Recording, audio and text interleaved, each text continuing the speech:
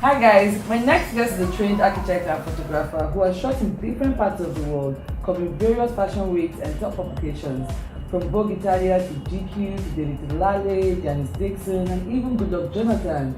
His photography portfolio is incredible, and I'm so excited. Thank you so much, Reze Bonna, for coming. But allowing us to steal you for a minute before you jet up to SA. Thank you My for coming on the pleasure. SA series. My pleasure. Yeah. How has it been like working in the industry? Very interesting. This is what I want to do. This is what I like to do. So I find it very fulfilling.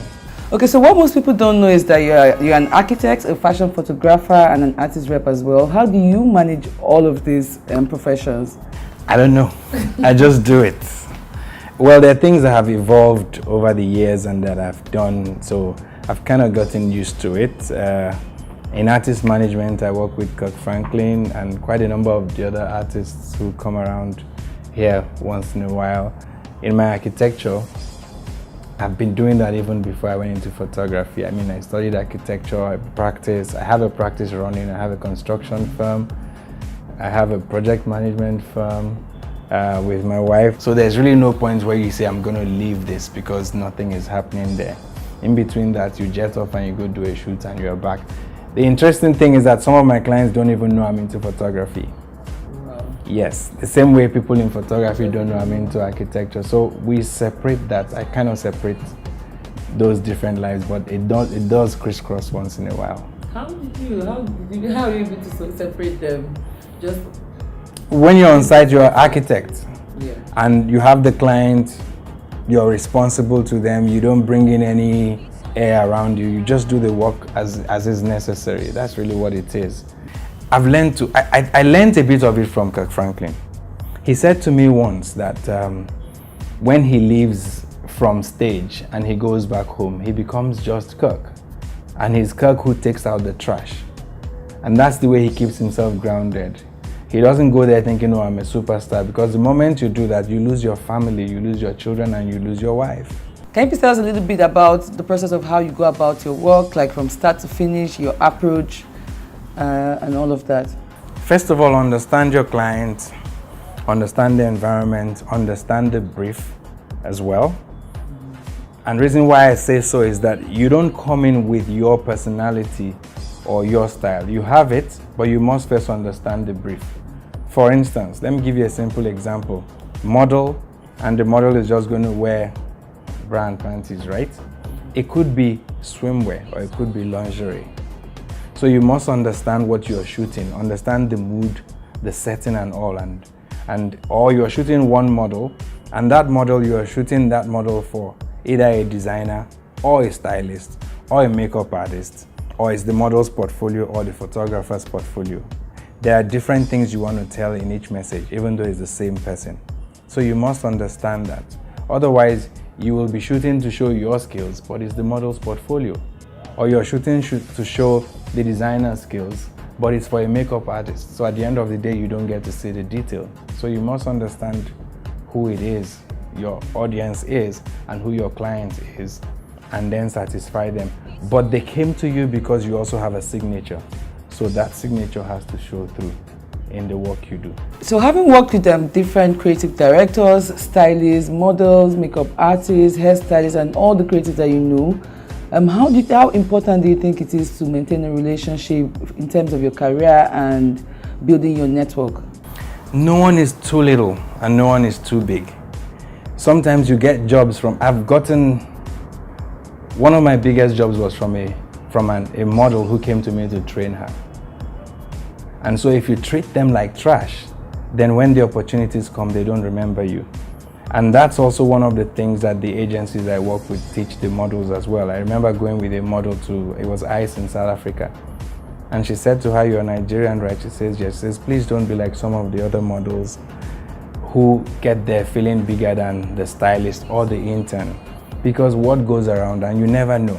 It could be Fendi that wants to do a shoot, and this is the stylist for the shoot, and you treated her like trash the last time when she was an intern. And then she says, no, I don't want to work with this person. And I've actually seen that happen several times. So it's important to keep a cordial relationship with everybody. And what do you find most rewarding about being a fashion photographer? The results, the satisfaction, And that comes in different fields. But one of the ones I enjoy the most is the people we've helped to translate their lives. I keep going back to the models. There are people who some time back didn't really have anything to fall back on except their God-given gifts. But now we have been able to help them translate, learn, move, relocate. They pay their bills, they take care of their families now. And then, so it's not just that one person, but it's been a whole family that you have changed. In what ways do you think the African fashion industry is changing, and what are the challenges that we're facing as a whole? I think initially we were way too dependent on the West, consciously and unconsciously, even to the point where we were too dependent on print, but the print would come in from outside. The designs of the print, the manufacture of the print, and all came in from outside, and the commerce went back to them, the money went back to them. But we're getting to a point where designers are not just known for a certain fabric, because then if I mentioned Ankara, you knew which designer would be an Ankara designer, or lace or gabardine or whatever. But then I've mentioned this severally. Talking to Roberto Cavalli, he says, look, you won't know me with one fabric. You just know me as a designer who today will pick this fabric, tomorrow I'll take print and use it, and the next time I'll take silk, you know? So I think it's changing. Secondly, the fact that we're getting buyers and we're getting fashion outlets as well also gives room for people to sell their products, because commerce is really what's going to take us international. Same person speaking about him, meeting one or two designers who would tell him about the cost of their dresses and say, this costs 1,500, this costs 3,000. He says, yes, but how many can you make in a year if you're bidding by hand? So you really do not sell, but he has clothes all over the world. The other thing we need is for our industry, which has become the #1 pop culture in the world, to support the fashion industry. And I'm talking about entertainment. You know, I feel bad when you see artists go on stage and they're going Gucci gang, blah, blah, blah, you know, and yet if a Maya Tafo or any other person came to them to say, put on my outfit, they'll ask, how much will you pay me to do it? When you do that, then you're not building home. And if you don't build home, you don't build industry. So I'm saying, if these same people whose videos are going viral, who are going all over the world, begin to take local designers and use their outfits and actually give them shout outs, then the youth around the world will also look here the same way they're looking here for music and looking here for art, will also look here for fashion. That way we help to grow an industry, and even the artists themselves can tap into that industry, invest in it as well, and they make something out of it. What would you like to see change or improve about the way African creatives, like the young generation, present ourselves to the world? I think that we're too much in a hurry to blow, and so it doesn't give us time to to bring out quality work. It doesn't give us time for detail as well. For instance, there are cases where we've gone on shoots, we've planned the shoot, we're executing the job, someone walks through with a phone, takes a picture and tweets it out. Or you bring someone to a studio and you're doing a shoot and you're you know, in the course of it, they're in a hurry to quickly tweet or take a picture and post it. If you do that, then you're undermining the process of the work. But rather take your time, wait for it. Yes, it's a day or two, you won't die. Wait until the work is properly done and presented. If it's not published, wait before you push out the images, because I have had shoots I've done where we can't eventually publish because those images are out there on the internet already and the publishers have to drop it. So we need to take time and also study how they package their material and try and meet up with the standards. We might not get there initially, but as time goes on, with trial and error, with calculated risks, with study and effort, we will eventually get there.